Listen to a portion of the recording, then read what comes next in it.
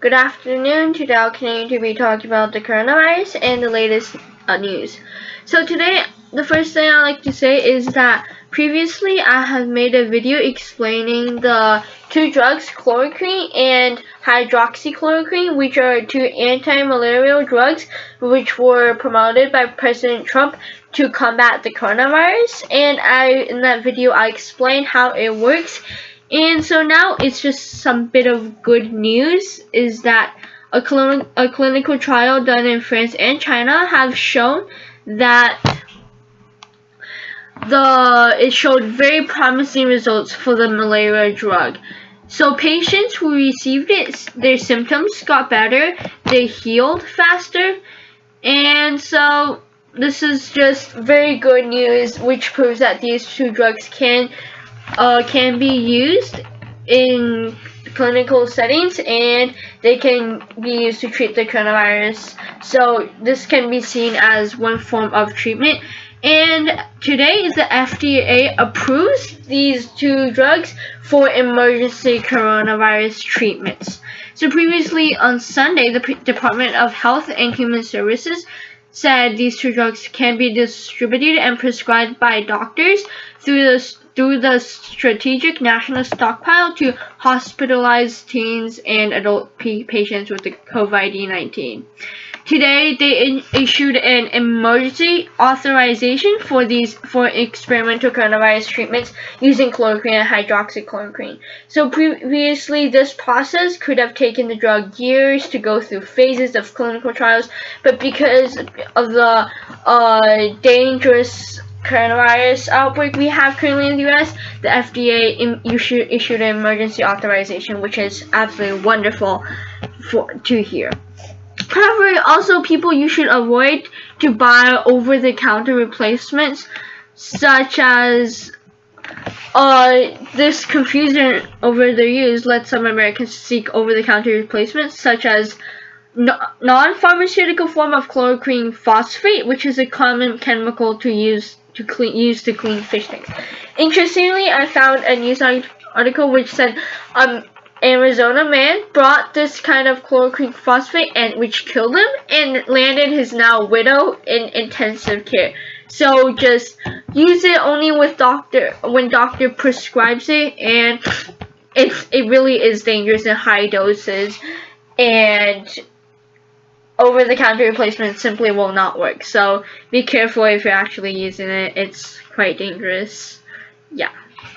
So the second thing I like also to talk about is that currently there's something that's happening in almost 15% of all coronavirus patients, which is called a cytokine storm. So what is this? Is that it is when the immune system first starts battling the virus, they would send out these cell cytokines, which would first battle the virus and then also send for more backup. What happened is that usually the stronger this immune response is, the stronger the chance of vanquishing the infection, which is also why children and younger people are less vulnerable overall to coronavirus, because they have a stronger immune system. And when they finished battling the virus, the immune system is hardwired to shut itself up. What happens in a cytokine storm is that the immune system keeps raging long after the virus is no longer a threat.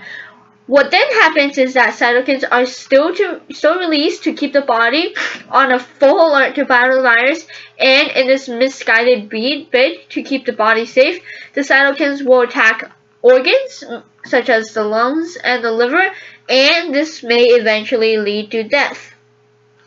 So here in these people, it's their body's response rather than the virus that ultimately causes harm. So this is one of also the diseases caused by the dangers of a strong immune system. I think another neuro disease is multiple sclerosis, which basically is an immune system turning on itself. And this is actually really dangerous. So here it is shown that people are already people are already dying from these cytokine storms that happen in their own body. There's also variations of this, such as systematic inflammatory response syndrome, cytokine release syndrome, macrophage activation syndrome, hemophagocytic lymphohistiocytosis. Basically, they're all marked by unbreakable surge in immune molecules, and will all result in fatal shutdown of multiple organs. A drug treatment I believe that is being found is this drug called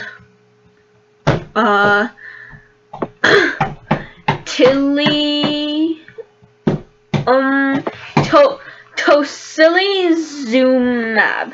So I have no idea how to pronounce this, but this drug is approved to sometimes occasionally bring down the immune response and quieten the chatter of immune molecules in arthritis and in some types of cancer.